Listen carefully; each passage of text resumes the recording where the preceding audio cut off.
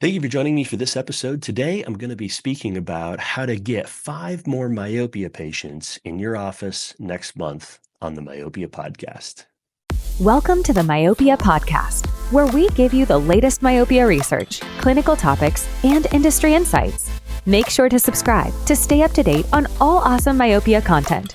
And now to our host, a massive myopia manager himself, Dr. David Kading. Thank you, friends, for joining me today. It's just me. You're just getting stuck with me on the podcast. And I'm going to be talking about something that has been on the top of my mind is how do we get more patients to do myopia management in our practice? As the time of this recording, I'm launching the myopia workshop here in a couple of weeks. This will be posted after the workshop has already taken place. But, that is a concept that people are always wondering about is how do we get more people doing myopia management? The reality is most of the problem is not that we don't have enough patients, it's that we're not converting them. But there are instances where we either have not converted patients from the past or we have, run out of all the patients that we could potentially have converted over to myopia management. So I want to talk about a couple strategies, check marks, if you may, that you could go through to get 5 more patients next month than you would normally have. And what are some of the strategies that can do that? First of all is you need to have a tracking system. I don't know too many offices that are really keeping track of the patients that are in myopia management. You may be keeping track of how many myopia management patients you have seen on a given month, whether that's 5 or 50, and report, hey, we did 5 patients this month, which was more than the prior month. That's what I used to do.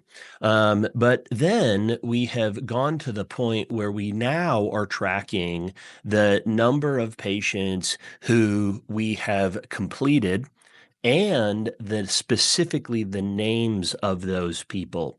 We mark down whether those patients are renewing from a prior year, so they have been in myopia management for more than 1 year, or whether they are new with having come in from an initial consultation. I want to know how many people that were in myopia management a year ago are still doing it, and I want to know how many are dropping out.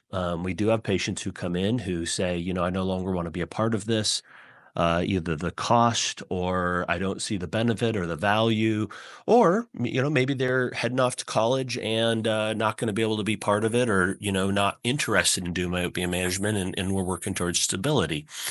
And that's a topic for another conversation is how do we deal with the patients who are not seeing the value? So you're going to have those types, and you need to be tracking who those patients are on a monthly basis that are converting into myopia management.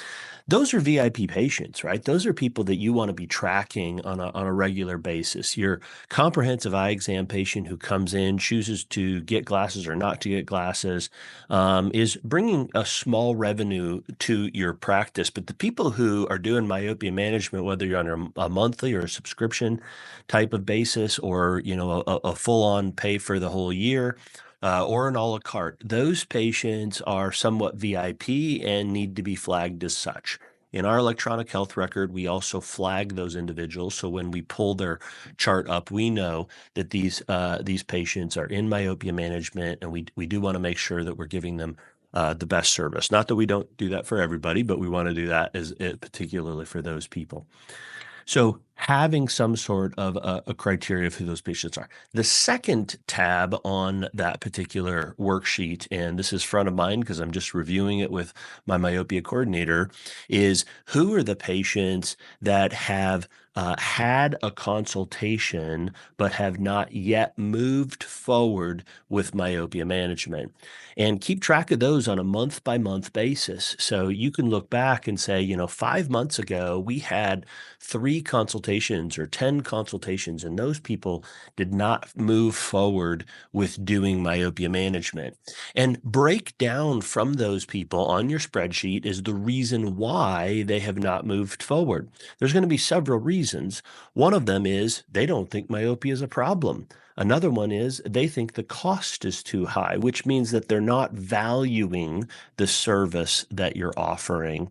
And another one is you just lost touch of them and they're not calling you back. And that's an okay thing to put down on the sheet as well. And it brings up to us the third category is those people who we've lost track with and are no longer interested in pursuing us, and so we're going to let them go by the wayside. The fourth tab that I encourage you to have on your worksheet is the individuals in your office who did not get an initial myopia consultation. Those people who did not move forward with coming back into the office for a free consultation or whatever it is that you do. We offer free consultations. We've charged in the past, and now we don't charge anymore because we're going to get that money eventually. If they move forward and enough people move forward with our consultation, we're pretty successful at converting that we don't charge for it. Again, another conversation. But who are the people that didn't get a consultation? And then you got to ask yourself, why is that? To get that group of people, you probably either need to have your myopia coordinator looking through a daily tracking sheet of who are the patients that are under the age of whatever, 18 or 16 or 15 or 12 or 14, whatever it is for you. For me, it's 18. Who had a diagnosis of myopia but did not move forward with an initial consultation. This document that you've just created that has those categories on them can be a very valuable tracking sheet for your myopia coordinator. And you might be thinking, wow, that sounds like a very complicated document to keep track of. If it is tracked on a daily or weekly basis, it does not have to be super time consuming. And if you say, oh, I don't have anybody in the office who has time to do that, that may be where you consider doing having a virtual person, a virtual scribe or a virtual admin who can do that sort of tracking your electronic health record and keep track of that. We have several of those, and whenever we need to pull a report that is going to take time to fill out, that's one of the things that we have one of our virtual people who's pretty darn good at pulling the reports, and we'll ask them to do those types of activities. So find somebody who can do that activity. And then what I would encourage you, how do we get 5 patients next month to move forward with myopia management? You're not just going to be able to get 5 people in the door and convert them all. Your conversion rate maybe is 100%, but maybe not. You're going to have to do more. So being that that is the strategy for next month, how do you get those patients? And 2 things I want to recommend that you consider. This being the, all important, like this is the goal, no matter what, we're going to get 5 in, is number 1, go to the list of people who have not had an initial myopia encounter. And I would encourage you to have one of your team members, maybe a virtual person, give all of those people a call. And the conversation would go something like this. We were reviewing charts from last month and just looking at the group of patients that we saw, and we noted that Johnny, Sally, Susie, whoever, was in for an exam and has myopia. And although we did move forward with getting eyeglasses, I see in the chart, I wanted to check to see how Johnny is doing with his eyeglasses. Mom says he's doing really well.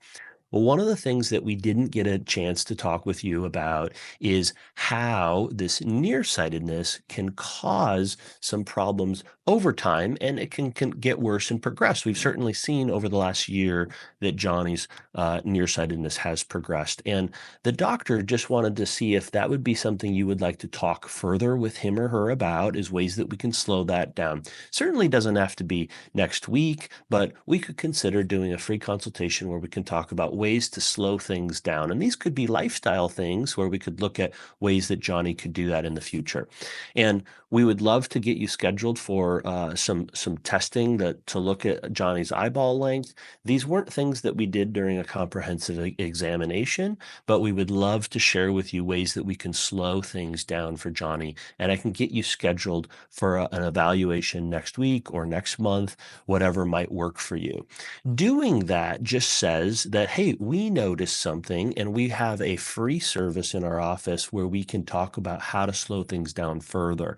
There's not a really high pressure on that because it's tough to do that when it's not during a comprehensive exam or with somebody who is in the office.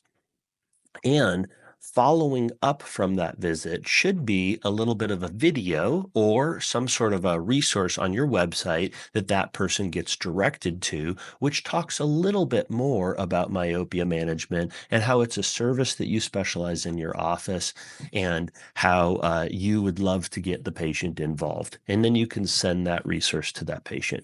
What you're doing with that phone call and that video that you're sending to the patient is you're planting a seed. That person may not come back in next week or next month, but when Johnny's prescription or vision starts to get a little bit blurry, that seed will maybe crack a little bit and will start to grow a little bit of, hey, they told us this could be a problem. We should be really looking into how can we slow things down for Johnny. And that may not be next month, but it may be for a certain patient. You look at the list of all the patients that you've seen that have myopia that have not moved forward with a consultation. It could be 10 if you're really good, or it could be 100. And having somebody just start planting seeds in people's minds, you may get some consultations in the following month just to look at things, especially if it's been 6 months since the eye exam, and maybe Johnny has progressed in his nearsightedness, and maybe the night before he told his mom that his vision is getting a little bit blurry. So just check with Johnny how his vision's doing. You can say that to the mom or the dad. Check with vision how he's doing with his vision. If things are clear or if they're blurry or if there's anything we can do, we'd happy to see you to check to see where things are. That's just a normal thing that we do in our office, is a free checkup on those sort of things. So that's one way to do it. Another way is to go back to the patients who have moved forward with myopia management in your office, the patients who are doing treatment, and again, have them either be seen when they're seen in your office for a checkup this month.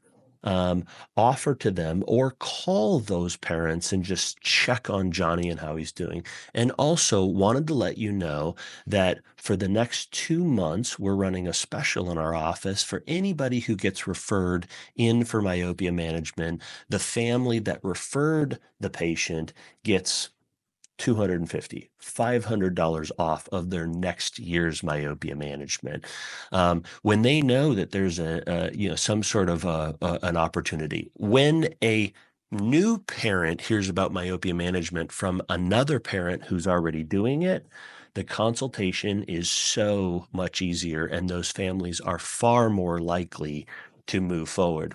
If you look at the cost of what you get paid, or what you get paid for myopia management over the course of a 2 or 3 year period, what would you pay to have those people come into your office? Would you pay $100? Would you pay $300 or $400 or $500 for that myopia management patient?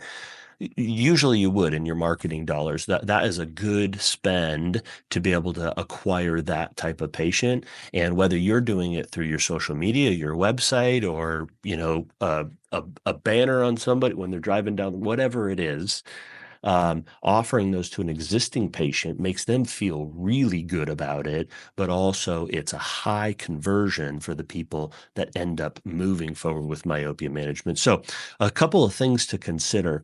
And then when those patients get in for the consultation, it may be that your conversion rate isn't really high.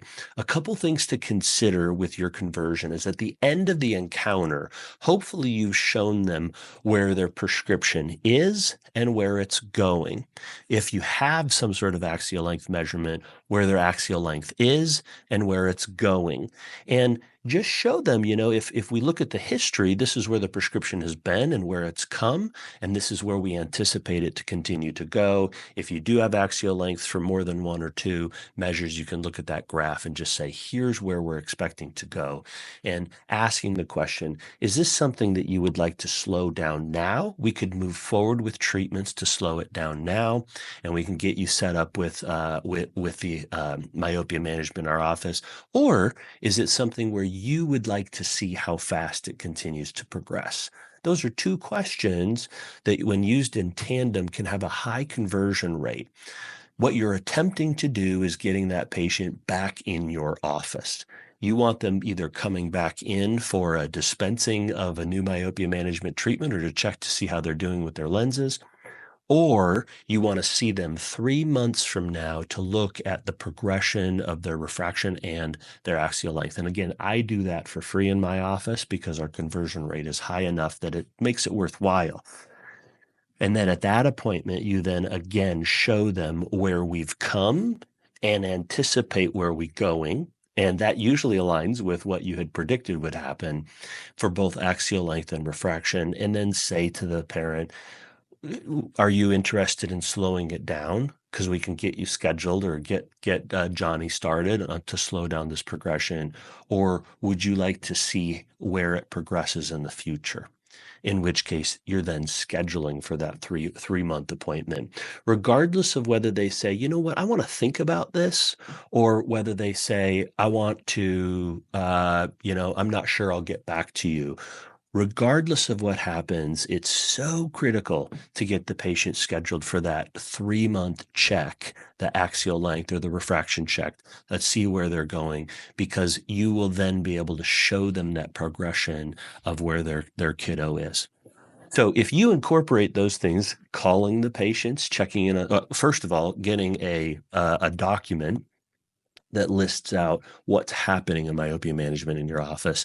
Number 2, calling patients and reaching out to them with a follow-up email that has a video, preferably from the myopia coordinator or from one of the physicians. And then number 3 is if you can get a hold of existing myopia management patients and offer some sort of a promotion to them, a great method. And those are a couple of ways that you could get 5 more patients moving forward with myopia management next month in your office. Hopefully that's been helpful. Just a couple strategies to get rocking and rolling. If it doesn't work, I guarantee I'll give you money back from this podcast. But hopefully it's really helpful for you. I appreciate you listening to the podcast. Make sure to like and subscribe, and we'll continue to bring you content on helping to change the world for myopic patients. Thanks. 1, 2, 3, 4. Thank you for tuning in to the Myopia Podcast. If you enjoy our content, please leave a 5-star review and don't forget to subscribe for more great episodes.